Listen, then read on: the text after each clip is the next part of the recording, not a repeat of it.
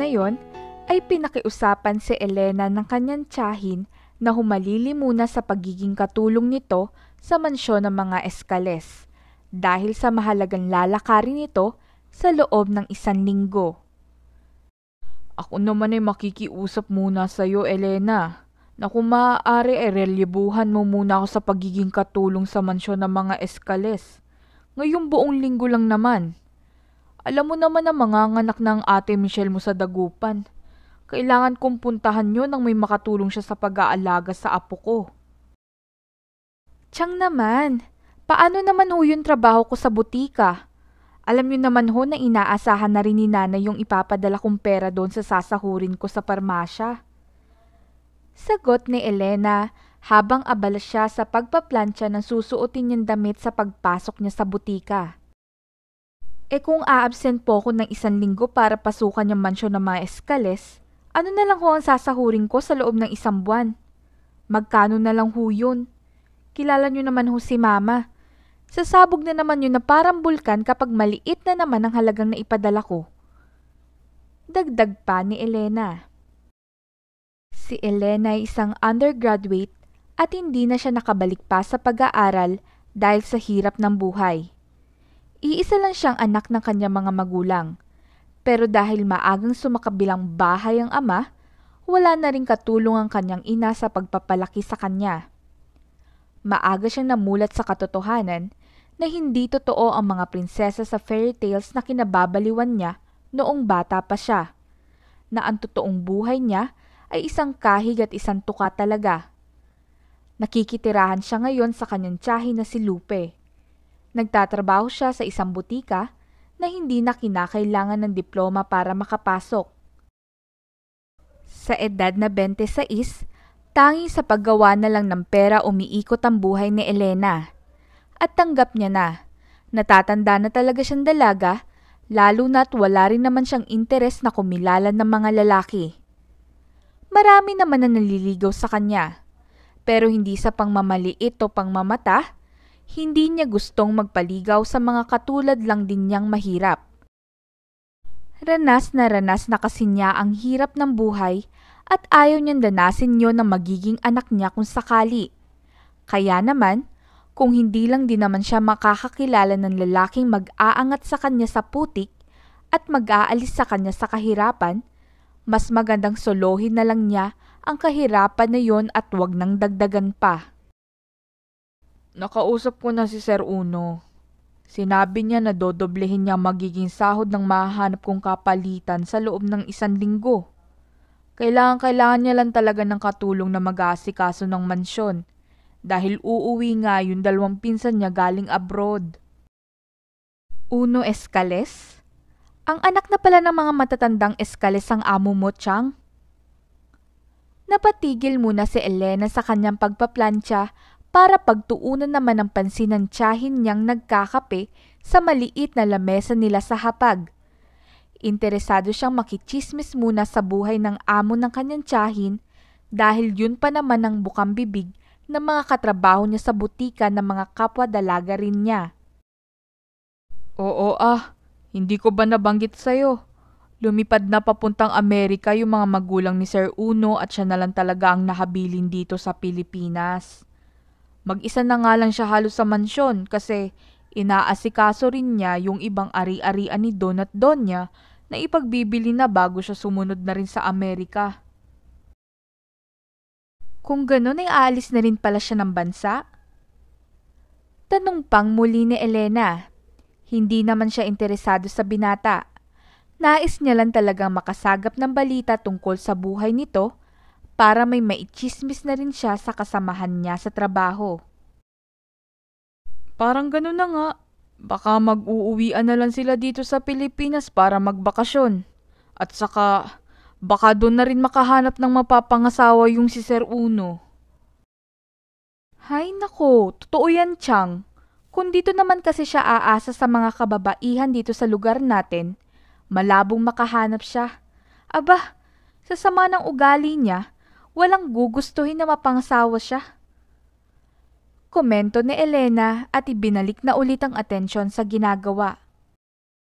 Aba, Kung makapagsalita ka naman dyan, Elena, parang kilalang kilala mo si Sir Uno ah. Hindi ko naman siya kilala ng personal, Chang. Pero sa mga nasasagap kong balita sa mga kasamahan ko sa trabaho, masama naman daw talaga ang ugali nun. Isnabero at akala mo, ang taas ang tingin sa sarili. Mataas naman talaga ang tingin nun sa sarili dahil may masasabi naman talaga siya sa buhay, Elena. Aba, nag-iisang tagapagmana ng mga eskalisyon. Hindi basta-bastang apelyedong dinadala niya. At saka, hindi naman yun isnabero. Mukha lang dahil masyadong seryoso lang siya sa buhay. Ikaw ba naman ang 30 anyos na pero wala pa rin balak na bumuo ng sariling pamilya? Nagkibit balikat na lang si Elena at hindi na sumagot pa sa Tia Lupe niya dahil sapat na rin naman siguro ang nasagap niyang impormasyon para may maichismis na rin siya. Hindi naman talaga siya chismosa. Pero madalas kasi ay na-OP siya kapag wala siyang nababahaging kwento sa mga kasamahan niya sa trabaho. Patapos na siya sa ginagawa niya nang magsalita ulit ang tiyahin niya. Ay, heto tuloy at makakalimutan ko na naman. Ano ba ang desisyon mo, Elena? Papayag ka ba? Tanong muli ng Tia Lupe niya. Tukoy nito kung papayag ba talaga siya napalitan muna ito sa pagiging katulong sa loob ng 1 linggo. Pas na muna, Chang. Ayoko ho. Ano ka ba naman bata ka? Pumayag ka na. Sayang din ang 15,000 sa loob lang ng 1 linggo. Oh. 15,000, Chang? Halos lumuwa ang mata ni Elena sa kanyang narinig na halaga na pwede niyang kitain sa loob lang ng 1 linggo. Oo, kasasabi ko lang kanina, hindi ba? Willing si Sir Uno na doblehin ang sasahurin mo dahil kailangan niya talaga ng katulong sa mansyon. Kung hindi lang mahalagang lalakarin ko sa dagupan. Nako, hindi ako papayag na hindi ko makuha ang halaga na yan. Aba, sobra-sobra pa nga yan sa sasahurin ko sa butika sa 1 buwan eh. Sige, Chang, ako na ho ang papalit sa inyo. Magpapaalam lang ho ako ngayon sa boss ko sa parmasya. Walang pag-aalinlangan na pagpayag na nga ni Elena. Napailing-iling naman sa kanya ang kanyang Tia Lupe. Hay nako talaga, basta pagdating sa pera ang bilis-bilis mo. Aba, ganun talaga, Chang. Sagot na lang ni Elena. Dumating na nga ang araw na papalitan muna ni Elena ang kanyang tiyahin bilang katulong sa mansyon ng mga Escales. Hindi na rin siya nasamahan ng Tia Lupe niya dahil maaga itong bumiyahe papuntang Dagupan, kaya naman mag-isa lang siya ngayon na nakaupo sa malaking sala ng mansyon habang hinihintay ang pagdating ng kanyang magiging boss. Sabi ng guard kanina ay hintayin na lang nito ang amo sa sala at yun nga ang ginawa niya. Hindi nagtagal ay narinig na nga ni Elena ang mga yabag ng paa mula sa mataas na hagdan kaya agad na siyang napatingala at napatayo. Sa hindi inaasahan ni Elena, agad na nagsalubong ang kanilang mga mata. Napakadalang para sa dalagang humanga sa mga gwapong mukha ng mga binatang nakikita niya sa kanilang lugar. Pero isang tila exception ata para sa kanya, ang binatang bumababa ng hagdan. Dahil deserve nito ang paghanga na nararamdaman niya sapagkat masasabi niya na gwapo talaga ito. Maganda ang tindigan ng lalaki, kahit halos nakapambahay lang ito. Nagsusumigaw ang confidence nito sa katawan na para bang aware na aware ang binata na may maibubuga ito pagdating sa kagwapuhan ng pag-uusapan. Pati na rin ang apelyedong dala nito na kilalang kilala sa lugar nila. Ikaw ba yung tinutukoy ni Yaya Lupe na pamangkin niya na papalit sa kanya sa loob ng buong linggon to? Napabalik sa ulirat si Elena kung saan ay napakurap-kurap pa siya ng ilang ulit dahil sa lamig ng boses ng binata. Doon pa lang niya napagtanto na nasa harapan na pala niya ang lalaki. Kaya naman, pinilit niyang ayusin ang postura para harapin ang binata. Ako nga ho. Ako po si Elena. Mabuti naman at umagap ka ng dating. You can start cleaning the 2 guest rooms upstairs. Parating na kasi yung 2 cousin ko and for sure magpapahinga sila pagkarating. After that, proceed cleaning this living room. Pagkatapos, magluto ka na rin for dinner. Gustong magtaas ng kilay ni Elena sa sunod-sunod na utos ng lalaki. Pero hindi niya ginawa at pilit na lang nangumiti bago nagtanong ng may halong pagpipigil na magtaray. Ako lang ho ba ang gagawa ng lahat? What do you expect? Na may katulong ka pa? Ikaw na nga yung katulong, di ba? Mayabang na saad ng lalaki. Alam ko ho, sir. Ang ibig ko pong sabihin, pati ho ba pagluluto ay sakop na rin ang trabaho ko bilang katulong? Paano ho kung hindi naman ako marunong magluto? Natanong ko na si Yaya Lupe tungkol dyan, and she said na marunong ka. And I won't pay 15,000 pesos sa loob lang ng 1 linggo kung hindi ko naman masusulit ang ibabayad ko sa'yo. So now, move. Magtatakid ka pa ng mga kurtina dito sa sala eh. Automatikong napatingala si Elena dahil napansin niya na ang taas ng sabitan ng kurtina na kahit yata gumamit siya ng upuan ay kulang pa rin yon. I know what you are thinking. Biglang sambit ng binata kaya bumalik ang tingin niya kay Sir Uno niya. May ladder dyan. Yun ang gamitin mo. Common sense. May iiwan na kita kasi mag-grocery pa ako. Pasalamat ka at hindi ko na inuutos sa'yo. I gotta go. At hindi na nga hinintay pa ng binata ang sasabihin niya dahil tuluyan na itong tumalikod sa kanya at umalis. Nang makalabas na ng mansyon, ay doon palang tiningnan ng masama ni Elena ang pintuan na pinaglabasan ng binata. Gotta go? Gago! Pasalamat your face. Magpapasalamat pa daw ako dahil hindi niya ako uutusan na mamalengke? Sus! For sure! Akala niya kasi itatakbo ko lang ang pera niya at hindi na babalik. Yun talagang iniisip niya. Kaya hindi niya ako inutusan. Kahit pa makipagpustahan ako.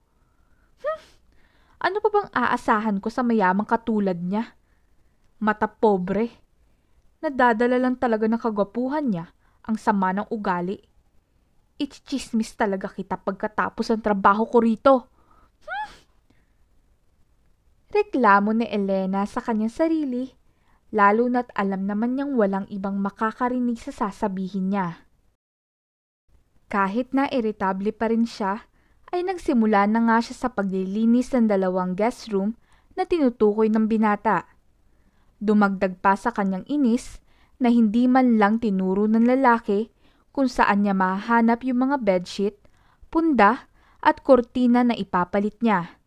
Buti na lang at natawagan niya ang Tia Lupe niya kaya nasabi nito kung saan niya mahahanap ang mga hinahanap niya.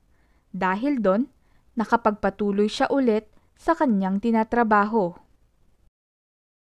Inihuli na ni Elena ang pagtatakid ng kortina sa may sala dahil alam niyang yun ang gawain na pinakamahihirapan siya. Sa tangkad ba naman niya, ay siguradong hindi magiging madali sa kanya ang gagawin, lalo na't mag-isa lang naman siya at walang ibang tutulong sa kanya. Sa paghila pa nga lang ng hagdan na gagamitin niya sa pag-akyat, ay talagang hinihingal na siya agad. Bisit talaga na buhay to. Wala man lang konsiderasyon ng lalaking yun para sa akin. Ipatakid ba naman ang dambuhalang kurtina na to? Buti sana kung biniyayaan ako ng maayos-ayos na katangkaran eh. Pero hindi. Walang modo. Malalago talaga siya sa akin kapag nabalian ako ng buto sa trabahong to. Pagbabayarin ko talaga siya ng malaki. Nasambit na lang ni Elena sa kanyang sarili. Wala naman kasi siyang magagawa kung hindi ang umangal na lang. Buti na lang din talaga at siya lang naman ang nag-iisa sa buong mansyon kaya malaya niyang nailalabas ang galit niya sa gwapo niyang amo. Nang masigurado na ni Elena na stable na ang pinagpapatungan ng hagdan, Doon na siya umakyat bitbit ang mahabang kurtina na kulay krema. Masasabi niya na mamahalin din ang kurtina na yon dahil talagang makapal yun at mukhang hindi basta-basta nabibili lang kung saan. At dahil sa kapal nun at malaki talaga, hindi na naman niya maiwasan na mapagod agad at muli na namang magreklamo. Ay, bakit mo ba kasi tinanggap na lang ng basta-basta ang trabahong to, Elena? Nasilaw ka na naman kasi sa pera eh. Hayan tuloy, magpakahirap ka. Masyado ka kasi nagpapaalipin sa salapi eh. Ni hindi mo man lang inisip na isang mansyon ang aasikasuhin mo habang mag-isa ka lang. Naku naman, bakit ba kasi hindi ko malang naisip yun agad? Sino ba naman kasi ang magbabayad ng 15,000 sa loob lang ng 1 linggo? Buti at hindi ka nabulag sa pagpapasilaw mo sa pera, no, Elena? Nasa gitna ng pagrereklamo si Elena at sa pagtatakid ng kurtina nang maramdaman niya ang kakaibang pakiramdam na para bang may mga matang nagmamasid sa kanya. Hindi niya alam kung bakit bigla na lang niya yun na naramdaman. Kaya huminto muna siya sa ginagawa niya at saka nagpalinga-linga sa paligid. Napayuko siya at halos mamilog ang kanyang mga mata nang makita niya na nandoon na pala ang amo niyang lalaki. Nakatingala ito sa kanya at sa gulat, muntikan pa siyang ma-out of balance. Pero buti na lang talaga at nakabawi siya agad sa pagkagulat at mabilis na nakahawak sa hagdan. Nandyan na ho pala kayo, sir. Ano hong ginagawa niyo dyan? Takang tanong niya. Hindi man lang niya kasi namalayan ng pagdating ng among lalaki, kaya nakahagulat talaga para sa kanya na matanaw ito. Nakita niya ang pagtaas ng sulok ng labi ng amo niya bago ito nagsalita. Enjoying the view, I guess. View? Anong view? Ang nakaangat na sulok na labi ng binata ay napalitan ng pagnguso. May itinuro ito gamit ng labi at doon na napagtanto ni Elena kung anong view ang sinasabi nito. Napatingin siya sa suot niyang palda na hanggang kalahati ng hita niya ang haba. Hindi maluwag ang laylayan ng palda na yon at may kasikipan naman yon kahit papano. Idagdag pa na may suot naman siyang manipis na cycling. Pero dahil hindi siya sanay na may lalaking lantaran na binobosohan siya, nataranta na lang siya bigla. Mabilis niyang tinanggal ang kamay niya sa pagkakahawak sa hagdanan. At sa sobrang pagkataranta, balak niya sanang hawakan ng laylayan ng palda para maipit niya yon sa pagitan ng kanyang hita. Nang sa ganon, ay walang masilip ang binata. Pero doon na nawala sa isip ni Elena na nakasampa pa rin siya sa hagdanan at tuluyang nawalan na siya ng balanse. Wala nang nagawa pa si Elena kung hindi ang sumigaw at pumikit na lang, lalo na nang maramdaman niyang bumabagsak na ang kanyang katawan. Mariin siyang nakapikit at hinihintay na lang niya na tuluyang maramdaman ang sakit ng kanyang likuran. What the hell? Narinig na lang niya ang baritonong boses ng kanyang amo hanggang sa maramdaman niya na may sumalo na sa bigat ng kanyang katawan. Hindi rin nakaligtas sa pandinig ni Elena ang mabibigat na paghinga na dumadampi sa kanyang tenga. Doon niya na dahan-dahang iminulat ang kanyang mga mata. Sa pagbabalik ng liwanag sa kanyang paningin, mukha agad ng kanyang gwapong amo ang bumungad sa kanya. Automatikong nahigit ni Elena ang kanyang hininga at mabilis pa sa isang kisap mata niyang itinikom ang kanyang bibig. Dahil napagtanto niya kung gaano kalapit ang mga mukha nila ng amo niyang si Uno. Parang konti na lang nagalaw ng kahit sino man sa kanilang dalawa ay maglalapat na talaga ang kanilang labi. Kaya naman, si Elena na ang unang kumilos. Mabilis niyang itinulak sa dibdib ang binata at agad na napabangon mula sa bisig ng lalaki. Agad siyang bumalik sa maayos na pagkakatayo. Lihim pa siyang napahawak sa kanyang dibdib dahil ramdam na ramdam niya talaga ang pagbilis ng tibok ng puso niya. Hindi pa naman siya sanay na may lalaking ganun kalapit sa kanya. Sa katunayan, sa edad niyang 26, ay si Sir Uno pa lang niya yata ang nakalapit sa kanya ng ganun. Never been touched and never been kissed pa ang dalaga. Why so clumsy? Umalingaw-ngaw sa tahimik na living room ng mansyon ang malakas na boses ng binata. Kunot na kunot ang noo nito habang nakatingin kay Elena. Simple na nga lang ang gagawin mo. Napaka-clumsy mo pa. Kung naaksidente ka pa nang wala sa oras, di maghahanap pa ako ng panibagong katulong. Dagdag na saad pa ng binata. Kumunot na rin pabalik ang noo ni Elena sa kanyang amo at saka sinamaan niya ito ng tingin. Ay bakit parang ako pa yatang sinisisi niyo sa nangyari, sir? Kayo naman ho itong may lahing manyakol at mamboboso. Kaya ako nakapag-react ng ganon. Ano ho ba ang dapat kong maging reaksyon? Matuwa pa ako dahil sinisilipan niyo ko? Panlalaban ni Elena at namewang pa siya sa harapan ng amo. What? What's your words? Baka may makarinig sa sinasabi mo at isipin na totoong minamanya kita. Ay bakit? Hindi ho ba? Halos magngiting aso na nga ho kayo habang sinisilipan niyo ko. As if naman na may masisilip ako sa itim mong cycling. Namula ang pisngi ni Elena. Hindi sa pagkapahiya, kundi sa inis dahil tila lantaran na ipinamukha ng kanyang Sir Uno sa kanya na talagang sinisilipan siya nito. Hindi niya tuloy napigilan ng kanyang sarili na duruin ito. Kitams? Sabi ko na nga ba manyakis ka. I said, what's your words? Watch-washin ko kaya yung mukha mo. Matapang pa rin na sagot ni Elena. Hey, I'm your boss. Ganyan ba ang tamang pakikipag-usap sa amo? At ganyan ka ba trumato ng katulong dahil lang ginagamit mo ang card mo ng pagiging amo? Binobosohan mo ba talaga lahat ng katulong mo rito, sir?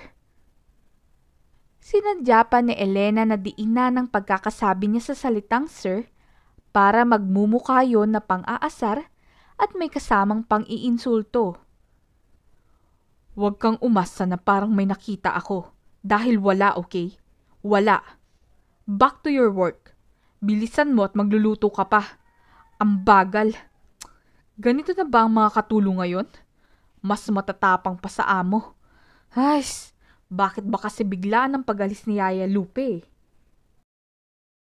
Rinig na rinig ni Elena ang pagrereklamo ng amo niyang lalaki habang naglalakad na ito papalayo sa kanya. Bit-bit na ulit ang mga plastic bag na may lamang mga pinamili nitong pagkain.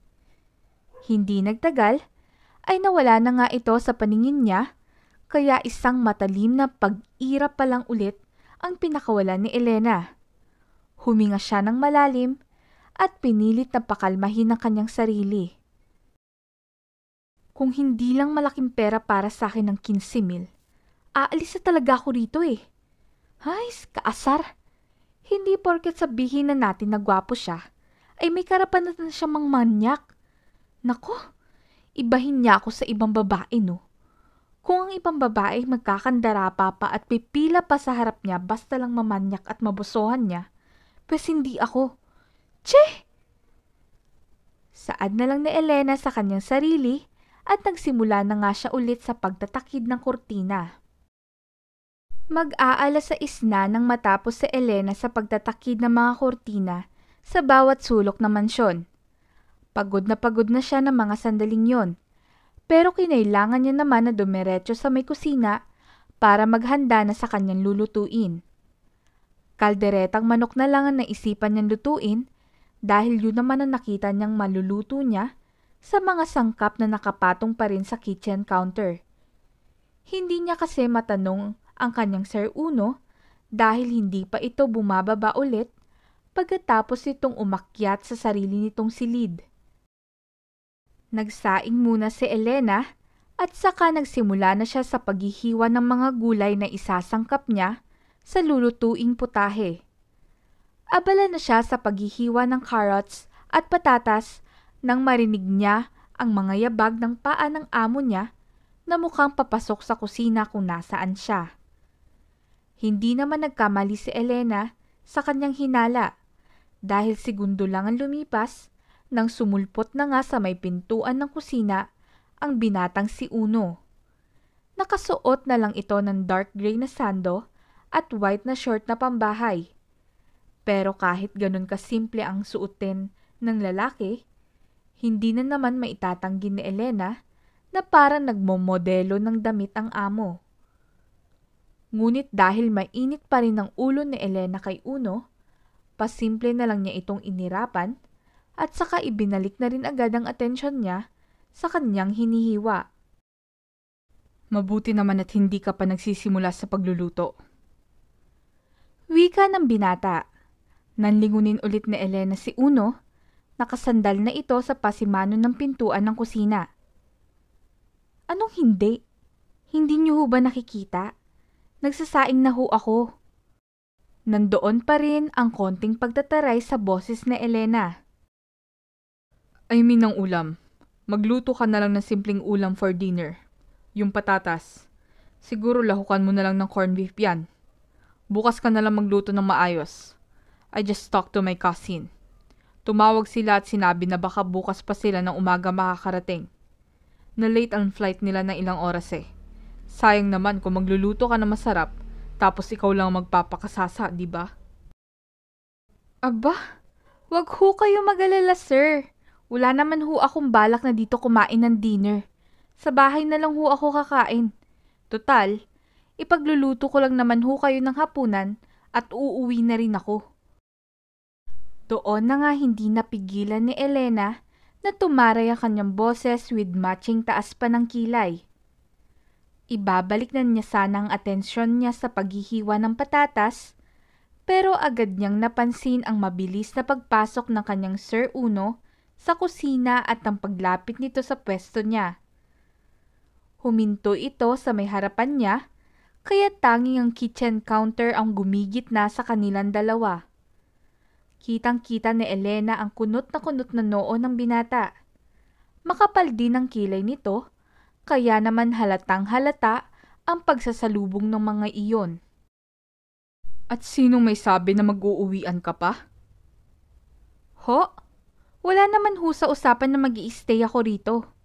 At saka, isang sakay lang ho ng tricycle ay makakauwi na ako sa amin. Kaya naman ho walang rason para hindi ako mag-uwian sa amin. Huminto na nga muna si Elena sa kanyang ginagawa para mas pagtuunan ng pansin ang pinag-uusapan nila ng binata. Lalo na at wala rin naman siyang kaide-ideya na may posibilidad pala na hindi siya mag-uwian pagkatapos ng trabaho. No, you are staying in. Binanggit ko na yun kay Yaya Lupe. Halata na rin ang pagiging masungit sa boses ng binata habang kausap siya. Wala naman hong nabanggit sa akin si Chang Lupe. Well, that's not my problem anymore. Sinabi ko na kay Manang na kailangan ko ng yaya na makakasama ko rito sa bahay. At hindi mo ba narinig ang sinabi ko kanina? Maagang darating ang dalawang pinsan ko. Ano yon? Kailangan pa kitang hintayin na makapunta rito? Ako pa ang maghihintay sa'yo? Paano rin kung bigla ka na lang hindi sumulpot? E di nagkandaletse-letse na. Lihim na lang na napairap sa hangin si Elena. Naririndi na siya sa boses ng gwapong binata. Daig pa nito ang isang babaeng nireregla kung pumutak ng pumutak. Pinilit na lang ni Elena na huminga ng malalim bago sagutin ng amo. Pinipigilan niya na hindi magtaas dito ng boses dahil ayaw naman niyang kalimutan na ito pa rin ang amo niya at hindi pwedeng mawalan siya ng galang o modo rito. E paano ho yan? Hindi ko ho alam na stay in ako rito, kaya wala akong nadala na kahit anong damit o gamit ko. Nakita niya na mabilis na napahilot ng sentido ang binata at saka hinilot-hilot niya ang tulay ng matangos na ilong nito. Halatang nagpipigil na lang din na uminit ang ulo ng amo. Napaka-inconvenient naman ito. O siya, bilisan mo magluto dyan at ihahatid kita sa inyo para makakuha ka na ng mga gamit mo. Hindi agad nakapagsalita si Elena dahil hindi niya inaasahan ang magiging alok ng kanyang Sir Uno sa kanya. Naitikom niya tuloy ang kanyang bibig ng ilang segundo bago nagsalita ng makabawi na. Hindi niyo naman ho kailangan na ihatid pa ako. Gaya ho ng sinabi ko, isang sakay lang naman ho ng tricycle ang layo ng bahay ko. Magko-commute na lang ho ako. Ano ko, hilo? Paano kung hindi ka na bumalik? Bilisan mo na nga lang kasi na magluto dyan na makaalis na tayo. Ang kupad! At tinalikuran na siya ng binata at saka nagsimula na itong maglakad papalayo. Naiangat tuloy ni Elena ang hawak niyang kutsilyo at tila pabirong sinasaksak ang hangin sa sobrang inis na nararamdaman niya. Kung makaas na naman to, para namang meron akong in-advance na pera sa kanya para maging ganyan siya kasigurista. Lol! Alam niya siguro kasi na ang sama ng ugali niya kaya meron akong karapatan na takbuhan siya anumang oras. Dahil kung mabait siya sa akin, aba, malabong hindi ako bumalik. Ay, demonyo kasi ang ugali. Matapos lang talaga tong 1 linggo na trabaho ko sa kanya. Tiyak na ipagkakalat ko talaga sa lahat kung gaano kabaho ang ugali niya. Uno ang pangalan niya? Tamang-tama. Unok-nukan kasi nakagaspangan ng ugali. Nasambit na lang ni Elena sa kanyang sarili ang mga katagang iyon at mas minadali na nga niya ng tuluyan ng kanyang pagluluto. Gaya ng pinag-usapan nila ni Uno, hinatid nga siya ng binata sa kanyang bahay, kung saan ay inabot din ang kanilang biyahe ng mahigit 15 minuto. At sa loob ng 15 minutos na yon, ni wala man lang nagsalita sa pagitan nilang dalawa na sa tingin naman ni Elena ay pabor na pabor sa kanya. Dahil kung kayabangan lang din naman ang lalabas sa bibig ng gwapong binata, ay mas gugustuhin na lang niyang mapanisan ng laway. Nagsalita lang siya nang huminto na ng tuluyan ng sasakyan at pababa na siya. "Wag na ho kayong pumasok, sir. Mabilis lang naman ho ako dahil ilang damit lang naman ang kukunin ko." Walang emosyon na saad ni Elena habang tinatanggal niya na ang suot niyang seatbelt. What? Hindi mo man lang ako papapasukin? Iiwan mo ko na mag-isa rito sa loob ng kotse? Masungit na sabi ng amo niya. Hindi tuloy napigilan ni Elena na muling ibaling ang tingin sa amo. "May alaga ho akong aso. Baka kagatin kayo." Pagsisinungaling na lang ni Elena, kahit ang totoo ay wala naman. Alam na alam niya na kasi ang pwedeng masabi ng binata kung sakaling papasok pa ito sa maliit na bahay nila ng kanyang tiya Lupe. Sanay pa naman ito sa karangyaan at sa malaking bahay dahil bata pa lang ay may gintong kutsara na ito sa bibig, lalo na at kilalang angka ng pamilya ng kanyang Sir Uno. And so, I like dogs. Ano bang klaseng aso yan? Chihuahua? Golden Retriever? Or Husky? Napangiwi na lang si Elena sa mga mamahaling lahi ng aso na binanggit ng amo niya. Huskyin mo mukha mo. Hindi niya maiwasang maibulong. What? Anong binubulong-bulong mo dyan? Askal ho. Askal yung aso ko. Galing Alaska. Hindi sanay yun sa bagong tao. Nanlalapa yun. Lalo na kung mababango. Pinagkakamalan ho niya kasi yung pagkain. Basta mabango. Naku sir, mabango pa naman ho kayo. Bahala kayo.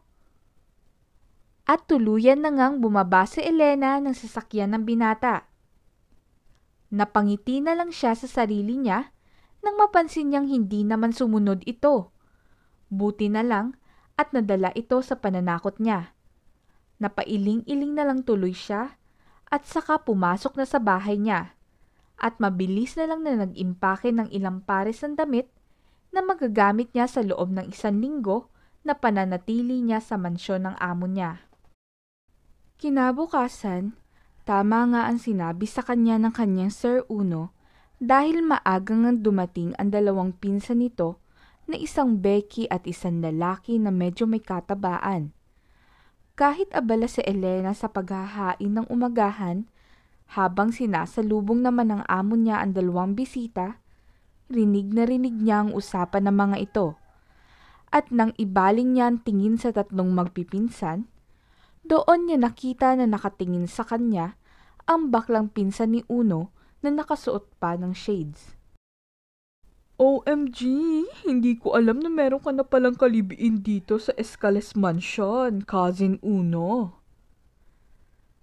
Nakatingin ng diretso sa kanya ang bading na bisita, kaya alam ni Elena na siya ang tinutukoy nito sa sinabi. Mabilis na lumapit sa kanya ito, kaya walang nagawa si Elena kung hindi ang huminto muna sa paglalagay ng kubyerto sa gilid ng pinggan. Hi, I'm Mati. Pinsan ako ni Uno. And that's my brother, Patrick. Ikaw, what's your name, beautiful lady? Inabot pa nito ang kamay at kahit nag-aalangan ay dahan-dahan naman yung tinanggap ni Elena at saka nagpakilala. Elena po. Hey, she's not my kalib-in, okay? Snap that imagination of yours, Mati. Masungit na saad na rin ng amo niya na sumulpot na rin sa tabi ng bading. What? Hindi mo siya ka-live-in or girlfriend? Gulat na tanong ni Mati. Hindi ho. Katulong ho ako dito. Sabat na rin nasagot ni Elena. Katulong? Ang alam ko matanda ang katulong dito sa mansyon ng Escales eh. Yun ang sabi ni Tito and Tita. Sabat naman ng isa pang lalaki na Patrick ang pangalan. Pinsan din ito ni Uno. Tiyahin ko po yun. Pinalitan ko muna kasi may emergency ni kailangan niyang puntahan. Sagot ni Elena. Oh, sorry. You're not wearing kasi ng uniform eh. At saka, masyado ka kasing maganda para maging yaya dito sa mansyon. Ganyan pa naman kaganda ang mga tipo nitong pinsan namin na si Uno. Kaya yan, napagkamalan kong ka-live-in ka niya. Sorry sis. What? Anong tipo? Hindi ganyan ang mga tipo kong babae, no? Umalingaw-ngaw na naman ang boses ng Sir Uno niya na para bang diring-diri ito sa ideya na siya nga ang tipo na babae nito. Umismid na naman si Elena. Feeling niya na ang baba talaga ng tingin sa kanya ng among lalaki. Hindi niya tuloy mapigilan na magbigay rin ng komento. Huwag ka mag-alala, sir. Hindi rin naman ikaw ang tipo kong lalaki, no? Yun na lang ang isinagot ni Elena at saka tinalikuran niya na ang 3 magpipinsan para tapusin na ang paghahain ng almusal para sa mga ito. Ramdam na ni Elena ang pagod ng kanyang katawan sa 4 na araw pa lang na lumipas nang dumating na nga ang pinsan ng kanyang Sir Uno. Paano ba naman? Sa loob ng 4 na araw na iyon, walang ibang ginawa ang mga ito kung hindi ang gumala ng gumala. Beach doon at beach dito. At ngayon, bit-bit na naman niya ang ilang mga gamit ng amo niya habang papunta sila ngayon sa cottage na nabook nila para sa overnight nila sa isang kilalang resort sa lugar na yon. Walang kaalam-alam si Elena at Uno na may binabalak na palang magkapatid na si Matt at Patrick sa kanilang 2. Nang aktong papasok na kasi si Elena sa isang silid na nakareserve sana sa kanilang 2 ni Mati dahil ang pagkakaalam niya ay sila ang magkasama, habang si Uno naman at Patrick ang magkasama sa kabilang silid, doon automatikong napahinto si Elena dahil sa pagharang ni Mati sa may pintuan. Oh, sorry Sissy Bells, pero si Patrick kasi ang kasama ko rito sa kwarto eh. Agad napigil ni Mati sa kanya. Ha? Pero akala ko tayo ang magkasama. May LBM kasi si Patrick. For sure hindi gusto ni Uno ng ganon. Hindi naman niya aalaga ng kapatid ko, no? Sinong may LBM? Napalingon si Elena nang marinig niya ang boses ng Sir Uno niya sa may likuran. Kasunod nito lumapit si Patrick. Hayaan si Patrick. May LBM siya ngayon. Right, brother? Wika ni Mati. Oh, oo. May LBM ako eh. Ayokong kasama ka sa kwarto. Masungit na saad ni Uno. See? I told you. Ayaw ni Uno. Teka. Sino naman makakasama ko sa kwarto? Muling tanong ni Uno. Si Elena. Sagot ni Patrick. Ako? Automatikong naituro ni Elena ang sarili habang gulat na gulat. Sa hindi niya rin malaman na dahilan, ramdam na naman niya ang biglaang pagbilis ng tibok ng puso niya. Pakiramdam niya ay hinahabol siya ng 10 kabayo sa sobrang pagkabog ng kanyang dibdib. Kung di mo naman gusto, si Patrick na lang kasama mo dito sa kwarto, tapos kaming dalawa na lang ni Uno dun sa kabila.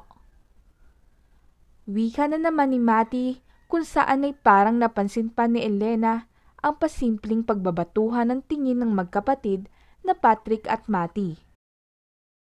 Hindi pa man nakakasagot si Elena, naramdaman na niya ang mainit na kamay ni Uno na pumulupot sa kanyang pulsuhan. Nagulat pa siya nang bahagya siya nitong hinigit papalapit sa katawan ng binata. No thanks. Kami na lang magsasama sa kwarto. Let's go, Elena. Hindi agad nakabawi si Elena sa pagkagulat dahil sa biglaang pagdidesisyon ni Uno para sa kanya. Basta ang huli na lang na namalaya ni Elena, muli niyang nilingon ng magkapatid at doon niya nakita na nagngingitian ng mga ito na may kasama pang pag-apir sa isa't isa. Maya-maya pa, walang salita na sabay na silang pumasok ni Uno sa kwarto na nakareserve nga para sa kanilang dalawa. Hindi nyo man lang ho hinintay na makapagdesisyon ako kung gusto ko bang makihati ng kwarto sa inyo, sir. Kumunot ang noo ni Uno kay Elena. At bakit? Mas gugustuhin mo na sumama sa silid kasama si Patrick? Ako ang amo mo rito. Kaya kung meron kang dapat pagsilbihan, ako yon.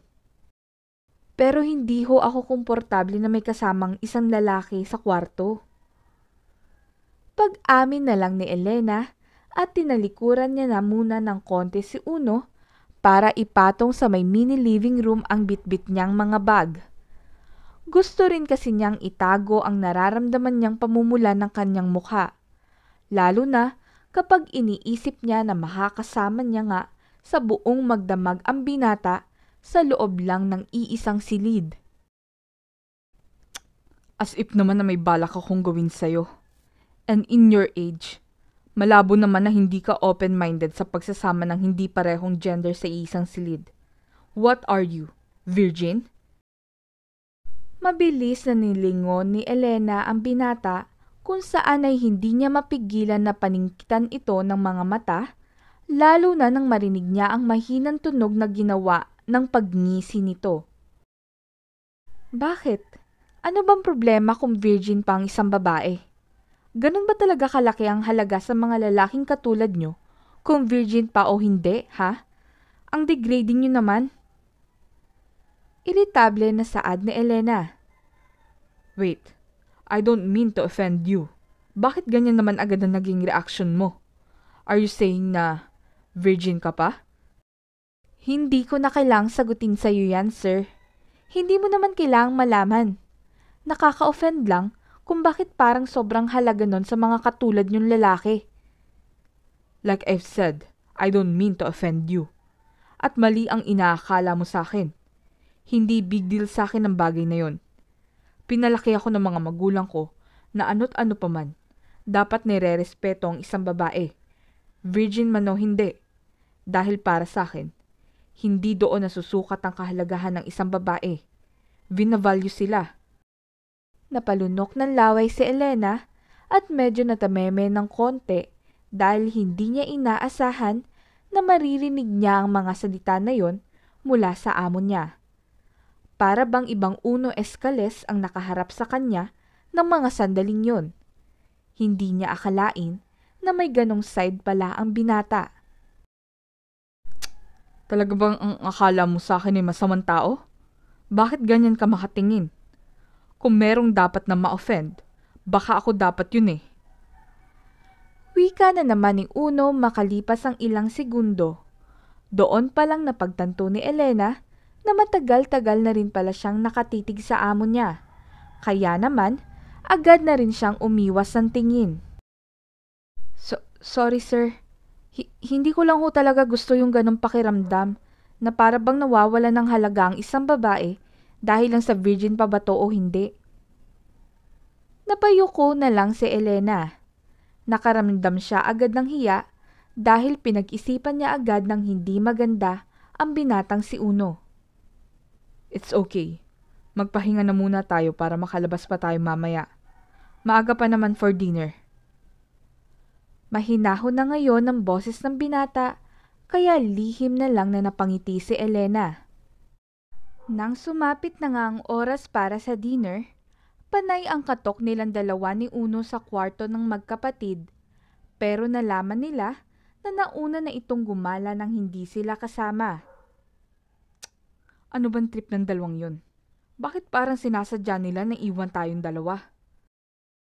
Narinig ni Elena na wika ni Uno habang pilit pa rin itong tinatawagan ang numero ng mga pinsan na kanina pa nito hindi makontak.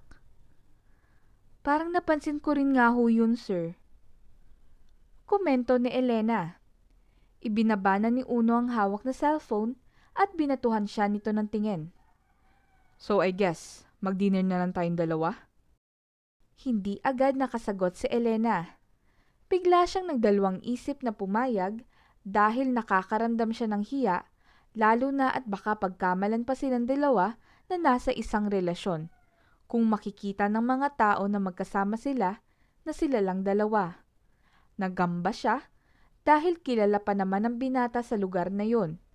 May pailan-ilan na rin nga siyang napapansin ng mga taong napapatingin sa pwesto nila, lalo na sa kanya. Dahil doon, umiling na lang muna siya bago nagsalita. Babalik na lang ho siguro ako sa room natin, Sir Uno. Ha? Why? Hindi mo ko sasabayan na kumain? Wala ka pa rin namang kinakain halos sa maghapon ah. Huwag mong sabihin na hindi ka pa nagugutom. Ayoko lang ho kasi napagkamalan tayo ng mga tao na may relasyon. Kilala ho kayo sa lugar natin. Ayokong maling kayo sa akin. Kumunot ang noo ni Uno sa kanya. Hayaan mo silang isipin kung anong gusto nilang isipin. Uunahin mo pa talaga ang sasabihin ng iba? Kesa sa gusto mo? Let's go! At wala na namang nagawa si Elena kung hindi ang magpatangay kay Uno, lalo na nang hilahin na siya nito. Kumain nga sila sa isang seafood restaurant kung saan ay naging casual lang ang pag-uusap nila. Hindi na rin nagpapatawag si Uno ng sir sa kanya. Hindi tuloy mapigilan ni Elena na mapangiti ng malapad dahil tila kakaibang Uno talaga ang nasa harapan niya. Naisip niya na baka ganun naman talaga ang ugali ng binata at talagang naunahan lang siya ng hindi magandang encounter nito noong unang araw kaya hindi niya nakita ang tunay na ugali ng kanyang amo. Napasarap na rin ang pagkain nila hanggang sa hindi nila namalayan na nauwi na rin sa konting inuman ang kanilang usapan. Hanggang sa napasarap na naman at di na nila namalayan na pareho na silang medyo lango sa alak. Halos nagtutulungan silang dalawa kung paano makakarating ng maayos sa kanilang silid dahil pasuray-suray na rin sila sa kanilang paglalakad. Natawag na yata nila ang lahat ng santo para lang makapasok na ng tuluyan sa kanilang silid. Dahil na rin sa kalasingan ni Elena, agad siyang dumiretso sa may kama at pabagsak na nahiga roon. Diretso siyang nakatingin sa kisame habang nakangiti ng malungkot. Ang hindi alam ni Elena, nakatingin din sa kanya si Uno kung saan ay nakikita rin ng binata ang lungkot sa mga ngiti nito. Alam niyo ba, Sir Uno, sa tanang buhay ko, ngayon lang ako nakapagsaya ng ganito. Ngayon lang ako nakapag-enjoy at nakapaglasing. Simula kasi na magkaisip ako at mapagtanto ko na hindi naman talaga kami mayaman, na kailangan kong kumayod agad sa murang edad. Ginugol ko na talaga ang buhay at oras ko sa pagtatrabaho. Ako na lang din kasi ang inaasahan ni nanay eh. Kung hihinto ako, walang patutunguhan ng parehong buhay namin. Ramdam ni Elena ang pangingilid ng luha niya, pero agad niya yung pinahid. Alam niyang dahil lang sa alak, kaya nagrereklamo siya ng ganito tungkol sa buhay niya. Kaya nga siguro sa edad ko to, wala pa rin talaga sa pag-iisip ko ang pag-aasawa. Sarili ko nga, hindi ko pa magawang mapasaya eh. Mga anak ko pa kaya? Kaya thank you sir. Salamat at dahil naparanas mo sa akin to. Yung isang araw at gabi na hindi puro trabaho kinabukasan ng kailangan kong isipin. Hindi alam ni Uno pero kusa na lang humakbang ang kanyang mga paa palapit sa kama at saka nahiga na rin siya sa tabi ni Elena habang nakalapat ang mga paa sa sahig. I don't know na meron ka palang pinagdadaanan na ganito. I thought malakas ka, matapang, dahil yun yung araw-araw mong ipinapakita sa akin. Nakaya mo, but deep inside, you're broken and in pain. Napatingin si Elena kay Uno. Hindi niya akalain na nakatingin din pala sa kanya ang binata, kaya agad na nagsalubong ang kanilang mga mata. Mabait ka pala talaga sir, no? I told you, stop calling me sir. Uno na lang. Napalunok ng kusa si Uno. Sa paraan kasi ng pagtingin sa kanya ni Elena, kakaibang init ang dumadaloy sa katawan ng binata. Para bang gusto niyang pawiin ang lungkot sa mga mata nito gamit ang halik niya. At yun nga ang ginawa niya. Dala na rin siguro ng alak sa kanyang katawan, kusa niyang inilapit ang labi niya sa labi ni Elena. Buong akala ni Uno ay makakatanggap siya ng pagtutol mula sa dalaga, pero wala. Kusa na rin tuloy siyang gumalaw at pumaibabaw sa katawan ni Elena. Nabigla noong una si Elena, pero hindi nagtagal ay tumugo na rin siya sa mapusok na halik ng binata na kanyang nagugustuhan. Dahan-dahan na pinadulas ng binata ang kamay nito papunta sa may leeg ni Elena at mas lalo nitong idiniinan labi sa labi niya na naging dahilan kung bakit mas lumalim pa yon kesa sa inaasahan ng dalaga. Pakiramdam niya ay mauubusan na siya ng hangin pero wala sa isip niya ang tumigil. Habang lumalalim ang halikan nilang dalawa, doon na rin nararamdaman ni Elena na para bang may tumutusok na matigas sa pagitan ng kanyang hita. Namula siya nang maisip niya kung ano yon. Mas lalo pa siyang namula nang maramdaman na rin niya ang dila ni Uno na pumasok sa loob ng bibig niya. Hindi niya tuloy napigilan na mapahalinghing ng mahina. Gumapang na rin ang mainit na kamay ni Uno sa kanyang braso pataas at ibinaba ng kamay nito ang strap ng suot niyang dress. Hawak-hawak na ng binata ngayon ang hubad na balikat ng dalaga. Ramdam na ramdam niya ang init ng balat nito na nagbibigay din sa kanya ng karagdagang init ng katawan. Alam na ni Elena ang pwedeng mangyari at wala na siyang balak pang tumanggi, lalo na nang sa isang saglit lang, pareho nang walang saplot ang kanilang mga katawan. Sir Uno?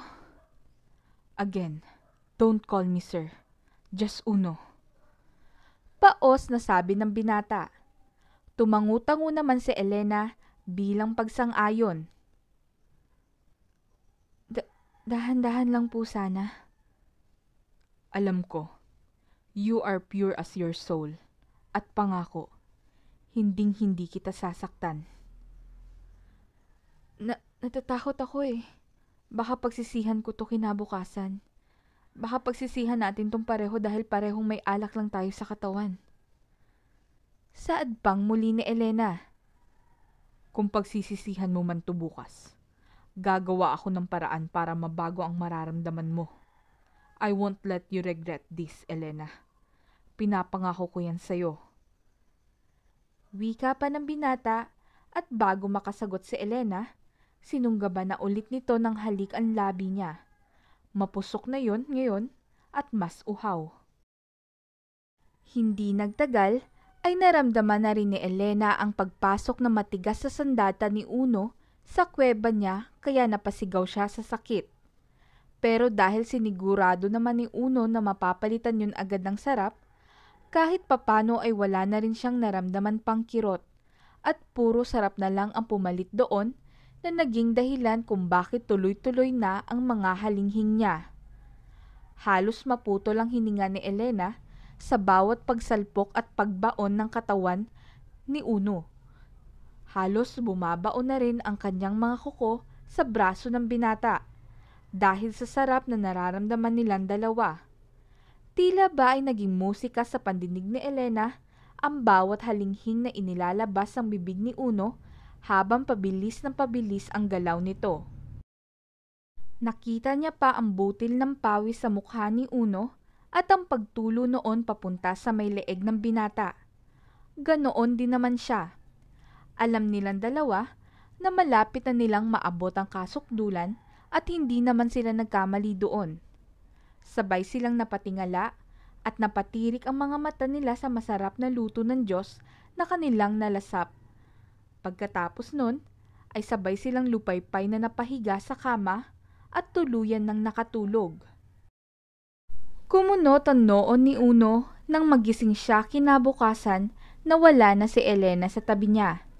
At kahit anong paghahanap ang gawin niya rito sa buong silid, hindi na niya nakita pa ang dalaga. Halos masiraan pa siya ng bait nang kahit na umuwi siya sa mansyon ay wala na rin doon si Elena pati na rin ang mga gamit nito. Are you sure ba talaga na hindi kayo nagkaroon ng malaking away? Tanong ni Mati sa kanya. Oo nga, baka naman inaway mo siya kagabi, Uno. Komento ni Patrick. No, hindi kami nag-away. We're good last night. Akala ko malinaw ang usapan namin na patutunayan ko sa kanya na hindi niya pagsisisihan ng nangyari sa amin. Pero mukhang siya naman ito nagsisi.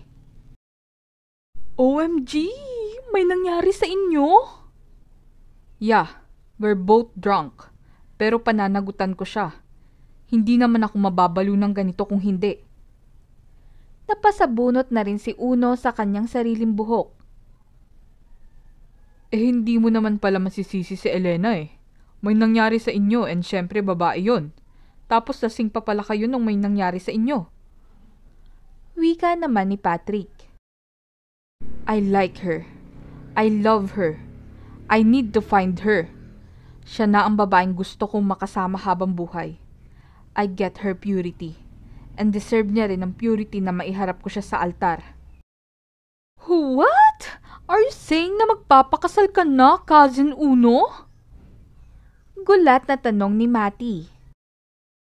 Kung alam nyo lang, deserve ni Elena yon. Wika ni Uno. Dahil, so gumana nga ang plano natin, Mati. Ikakasal na ang pinsan nating walang balak na magpakasal. Agad-agad. What? Anong planong tinutukoy niyong dalawa? Kunot noong tanong ni Uno. Kumagat ka sa bitag namin ni Patrick. Gusto na kasi namin na magka-love life ka, Cuz Uno. And Elena is not bad for you naman. We like her for you. And gusto lang naman sana namin na makita mo siya as a fine lady. Kaya naman, ayun, binigyan ka namin ng solo time. Pero grabe, gusto mo agad sa next level. At pakakasalan mo na siya agad? I don't have time na makinig muna sa inyong dalawa ngayon. Kailangan kong mahanap si Elena. Parang mababaliw ako kung hindi ko siya makikita. Pupuntahan ko siya sa bahay niya. Tama. I need to go there. At wala na ngang sinayang na oras pa si Uno at pinuntahan niya na ang bahay ni Elena kung saan ay mabilis pa sa isang kidlat siyang bumaba ng sasakyan niya nang makita niyang pasakay na ng tricycle si Elena habang may bitbit na maraming bag. Elena, where do you think you're going? Umalingaw-ngaw ang boses ni Uno. Bitawan mo ko. Wala na akong mukhang maihaharap sa iyo ngayon. Nakabaling sa gilid ang mukha ni Elena nang sambitin niya yon. Wala akong pakialam kung wala kang maihaharap sa akin na mukha ngayon. Basta, ihaharap ko yung mukha na yan sa altar. At yun ang mahalaga. Seryosong saad ni Uno. Doon palang dahan-dahan na humarap si Elena sa binata. Altar? Yes, I will marry you, Elena. At kung iisipin mo na dahil yun sa nangyari sa atin kagabi, pwes nagkakamali ka. Not seeing you beside my bed nang magising ako kanina, and thinking na hindi na kita ulit makikita, sapat na rason na yun para masabi ko na natatakot akong mawala ka sa akin. Mayaman ako, and stable na ang buhay ko. Kaya ko magpakasal anumang oras na gustuhin ko at gustuhin mo. Just say yes. Hindi agad ibinigay ni Elena ang matamis niyang oo sa binata ng mga sandaling yon dahil puno pa rin siya ng pag-aalinlangan. Pero talagang desidido si Uno na maging asawa siya, kaya ilang buwan din siya nitong niligawan at pinatunayan na mahal talaga siya ng binata. Nagpakinlanlanan sila sa kanilang mga magulang at sa loob ng ilang buwan, kinilala nila ang isa't isa ng mabuti hanggang sa nauwi na nga sila sa paghaharap sa altar. I may now pronounce you as husband and wife. You, Uno Escales, may now kiss your lovely wife, Elena Montisilio. Ang pagsasalubong ng kanilang mga labi at ang palakpakan ng mga tao sa loob ng simbahan ay patunay na alam nilang magsasama silang dalawa ng matagal. I love you, my life, Elena. Ikaw na ngayon ang buhay ko. Bulong ni Uno kay Elena matapos ang kanilang matamis na halikan. Mahal na mahal din kita, Uno. At mamahalin kita araw-araw, pati na rin ang magiging mga anak natin. Sagot ni Elena at muli sila nagsalo pa sa halik. The end. This is Pen. Thank you for listening. Take care! Alright mga kaibigan, mga kakulay, thank you all so much for listening. I hope you enjoyed this beautiful story. Thank you to our writer, Miss Pen. This is Ethel McMenamin, a Kulay TV creator, saying, bawat buhay ay may kulay. Thank you and take care. Daghan kayong salamat. See you sa next story.